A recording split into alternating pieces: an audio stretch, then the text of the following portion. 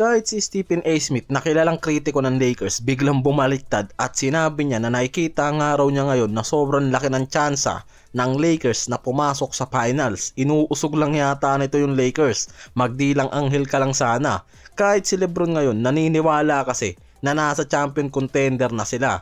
Na nung una sa early season malinaw na sinabi niya na hindi niya nakikita sa roster nila yung pagiging contender dahil sa problema sa team chemistry at defense nila. At ngayon base mismo dito kay Brian Windhorst na malapit kay LeBron, nagaling nga raw mismo kay LeBron ang salitang nasa legit champion contender na ang Lakers ngayon.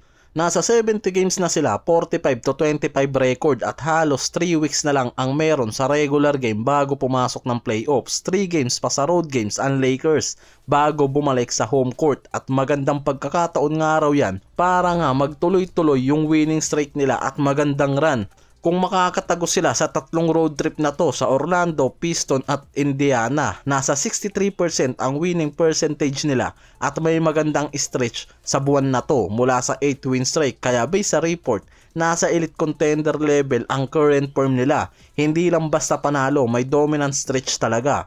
Si Luka at Reeves ngayon halos pumapasok sa 57 points per game ang combined average. Si Luka primary scorer na nasa 30 to 60 points ang range per game. Sa recent stretch nila, si Reeves naman scorer playmaker na nasa 14 to 30 points ang range per game. Si LeBron ngayon third option na yung role pero sobrang effective sa current production niyan.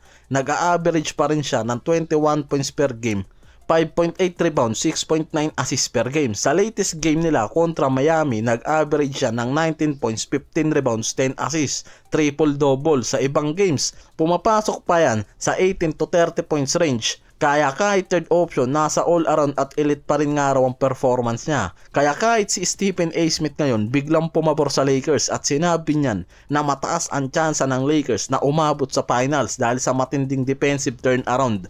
Ito yung pinaka-standout na point na sinabi niyan. Sa mga nakaraang laro kasi ng Lakers, napigilan nga raw ng mga to yung elite scorer tulad nila Anthony Edwards. 14 points lang sa nangyaring laban nila. Si Jamal Murray sobrang inefficient, 1 of 14 na shooting ng makatapat ng Lakers. Samantalang si Durant, nalimitan din nila ng dalawang magkasunod na games, 18 points sa back-to-back game nila. Kaya nakita na hindi lang basta nananalo ang Lakers ngayon, nakokontrol din nila dahil sa matinding depensa yung mga elite guards, superstar o best player ng opponent team.